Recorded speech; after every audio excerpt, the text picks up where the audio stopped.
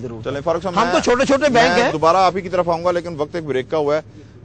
नाजरीन, वक्त ब्रेक का हुआ है क्योंकि ब्रेक पे जाना भी जरूरी होता है। यहाँ पे कुछ जज्बाती गुफ्तगू भी हुई और जिस तरह के कहा गया कि जज्बात बहुत जरूरी हैं। जाहिर है अगर मुगल साहब जज्बात में आए हैं तो अपने जाती पर्सनल इंटरेस्ट के लिए नहीं आए, वो भी किसान बरादरी के लिए, काश्तकार के लिए आए हैं। तो हमारे साथ रहिएगा, हम मिलते हैं एक छोटी सी ब्रेक के बाद।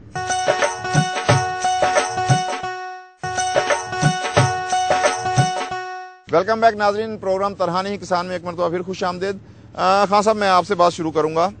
कि मुख्तलिफ जगह पे हम गए हैं, वहाँ जिस तरह मैंने बताया कि प्रॉब्लम्स मालूम करते हैं, तो वहाँ पे जो डिफरेंट टाइप ऑफ प्रॉब्लम्स हैं उनमें से कुछ मैं यहाँ का जिक्र करूंगा कि एक आपका इदारा है, एक नाम है, आप जो अद्वियात देंगे वो उनकी एक पहचान है, उनका एक मेयार है। वहाँ पे ये हो रहा है कि किसान के पास वसाइल नहीं है, पैसा नहीं है, वो उस जगह से अद्वियात, बीज, खाद और मुख्तलिफ किस्म की चीज़ें खरीदने पे मजबूर है, जो उसे उधार दे देते हैं। ठीक है, अब सवाल सुन लीजिएगा साहब कि अब जो उधार देते हैं, एक तो उसके ऊपर वो उससे इंटरेस्ट लेते हैं, प्राइवेट बंदा। दूसरा, चूंकि वो मजबूर है उनसे उधार अद्वियात वगैरह खरीदने पे, बीज खरीदने पे, खाद खरीदने पे, उसका मेयार वो नहीं है। यहां तक पता चला है कि वो अद्वियात खरीद के खान साहब जब उन्होंने यूज किए हैं तो उनकी पूरी पूरी फसल के पत्ते जो हैं सड़ गए हैं, यानी फसल तबाह हो गई है। क्या हाल बताएंगे आप? देखें, ये जो पहली डिस्कशन हुई ब्रेक से पहले, मैं समझता हूँ कि उसमें जो अब फारूक साहब ने बात की और जो मुगल साहब ने बात की, एक तो जो ये 8% वाली लोनिंग है, मेरे ख्याल में इसको जल्द से जल्द जितना फैलाया जा सके लोगों तक, मैं समझता हूँ मीडिया का फर्ज है कि अब इसको जल्द से जल्द फैलाया जाए किसानों तक, क्योंकि जो सारी आपने जो बात सवाल किया ना, उसके पीछे बेसिक एक ही मसला है और वो है रिसोर्सेज की कमी।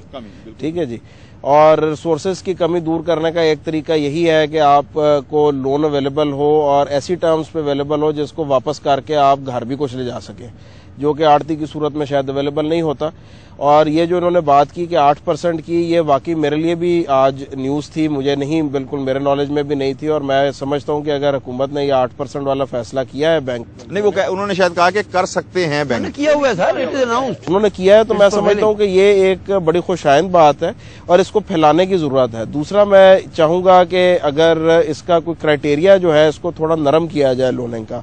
हमने बात की मे भी सरकारी बैंकों की लोनिंग के तरीके की। सरकारी बैंक और प्राइवेट बैंक की लोनिंग के तरीके का फर्क ये होता है कि प्राइवेट बैंक जरा अपनी देखभाल के जरा बेहतर तरीके से लोन को अप्रूव करता है, लेकिन कई दफा होता यह है कि जब आप ड्यू डिलिजेंस कर रहे होते हैं तो चूंकि साइकिल बहुत छोटा है, 3 से 4 महीने का साइकिल है, अगर 3-4 महीने का साइकिल वो ब्रेक हो जाए ड्यू डिलिजेंस के प्रोसेस के अंदर, तो वो फिर वो लोन चाहे जाए ना जाए, उसका फायदा कोई नहीं। तो एक तो ये है कि उसके प्रोसेस को अगर कोई थोड़ा सा स्पीड अप कर दें, तो एक सजेशन ये है कि इससे कुछ बेहतरी की उम्मीद है। और दूसरी चीज, जहां तक देखें सब स्टैंडर्ड या लो क्वालिटी या ऐसी दवाई जिससे फसल को नुकसान हो जाए, इसके लिए फार्मर को एजुकेशन की जरूरत है। एजुकेशन के लिए एक्सटेंशन डिपार्टमेंट भी मौजूद है और मैं समझता हूँ कि इस टाइम प्राइवेट कंपनियां जो है एक्सटेंशन डिपार्टमेंट से बहुत ज्यादा बेहतर काम कर रही है, चाहे वो खाद कंपनियां हो, चाहे वो पेस्टिसाइड की कंपनियां हो, चाहे वो सीड की कंपनियां हो, वो अपने एक्सटेंशन सर्विसेज प्रोवाइड कर रही हैं फार्मर को और उसको एजुकेट कर रही हैं कि कौन सी चीज इस्तेमाल करके वो बेहतर रिजल्ट ले सकता है, बेहतर पैदावार ले सकता है।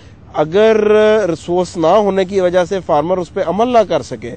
तो उसका मेरे ख्याल में वो मजबूर हो जाता है ना जी। फिर उस मजबूरी का तो हल यही है, जैसे अभी फारूक साहब ने बताया कि जी सस्ता लोन अवेलेबल हो गया है, उसके लिए थोड़ा सा शायद पेपर वर्क ज्यादा करना पड़े, लेकिन एक दफा पेपर वर्क करा के अपनी लिमिटें अप्रूव करा लें और सारी उम्र के लिए जान छुड़ाएं ये जो साइकिल, विशेष साइकिल जिसमें ये फंसे हुए हैं। और उसमें डेफिनेटली हुकूमत से भी दरख्वास्त ये है कि जो पटवारी और ये तहसीलदार और ये जो फर्दों की वेरिफिकेशन का जो प्रोसेस है,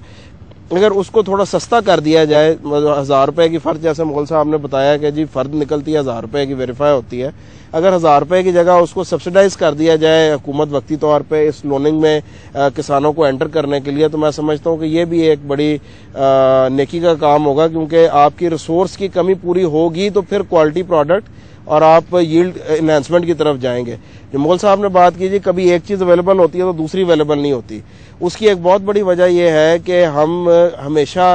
वाकया हो जाने के बाद उस पर रिएक्ट करते हैं, हम रिएक्शनरीज हैं, हम कभी प्री प्लान नहीं करते किसी चीज को। अब गैस की अवेलेबिलिटी, अगर हुकूमत को पता थी कि गैस की अवेलेबिलिटी कम है, जो कि हुकूमत डेफिनेटली हमारे से बेहतर जानती थी, तो फिर खाद फैक्ट्रियों को पहले बताना चाहिए था कि जनाब गैस की ये काम हो रही, या हुकूमत इम्पोर्ट करती। ताकि कीमत बढ़ाने की जरूरत ना पेश आती। डीएपी की कीमत बढ़ी, उस मौके पे इंपोर्ट का फैसला करना चाहिए, बजाय इसके कि आज जब कीमत बढ़ने के बाद हम इंपोर्ट करके सब्सिडी दें। जब यही डीएपी मार्केट में 2200 रुपए की अवेलेबल थी इंटरनेशनल मार्केट में, उस टाइम एलसीयां खोली जाती हैं तो शायद आज 3000 रुपए या 3100 3150 की एलसी ना खुलती। ये एक देखिए, ये एक आपको अपने मुल्क की डिमांडें भी अगर नहीं पता तो फिर आप कैसे प्लान। अच्छा, आपने इंपोर्ट की बात की खान साहब, मैं इसी हवाले से पिछले प्रोग्राम में भी थोड़ी इस पर गुफ्तगू हुई थी कि गवर्नमेंट ने मुख्तलिफ क्रॉप्स के लिए इजाज़त दी हुई है कि आप बीज इंपोर्ट कर लें,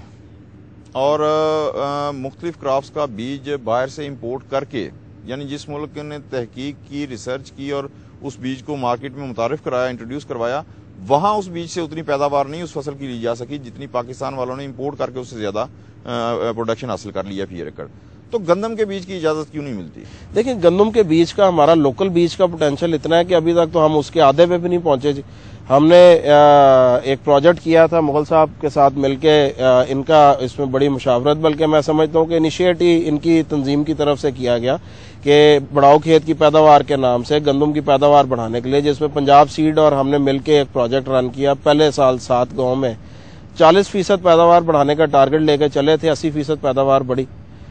अगले साल 100 विलेज। थोड़ी सी डिटेल यहाँ खान साहब मैं रिक्वेस्ट करूंगा, ये जो 80% आपने कहा पैदावार बढ़ी, ये थोड़ा हमारे व्यूअर्स को बताइएगा क्योंकि ये एक बड़ी हौसला अफजा बात है। पाकिस्तान एवरेज उस साल थी जी 32 मन की। हमारे जो 7 गांव थे और उसमें हमने तमाम गवर्नमेंट के अमले को साथ ले जा के फील्ड डेज करवाए ताकि एक वेरिफिकेशन भी हो जाए और एक उनको भी पता चले कि टेक्नोलॉजी मौजूद है और हमारे बीज का पोटेंशियल मौजूद है। क्योंकि उस वक्त तक बात ये हो रही थी सारे हुकूमत के सर्कल्स में कि हमारे रिसर्च वालों ने जो बीज बनाया, इस बीज का पोटेंशियल ही नहीं है 30-40 मन से ऊपर जाने का। जब वहां पे 55 मन एवरेज आई, 56 मन एवरेज, जो कि 32 मन से अगर करें तो 80% तकरीबन इंक्रीज होती है, और हाईएस्ट यील्ड्स जो है इसी प्रोजेक्ट के तहत 94.5 मन भी आई, और वो भी हमारी ही लोकल वैरायटी से ननकाना साहब में। तो इससे पता ये चलता है कि हमारी जमीन में और हमारे बीज में पैदावार लाने का पोटेंशियल मौजूद है। सिर्फ मकसद क्या है, जैसे इन्होंने कहा है कि टाइम पे सारी चीजें अवेलेबल हों, उनकी रेशोज प्रॉपर हों, जो टेक्नोलॉजी फार्मर को दी जा रही है सॉइल अमेंडमेंट के लिए, जो उसको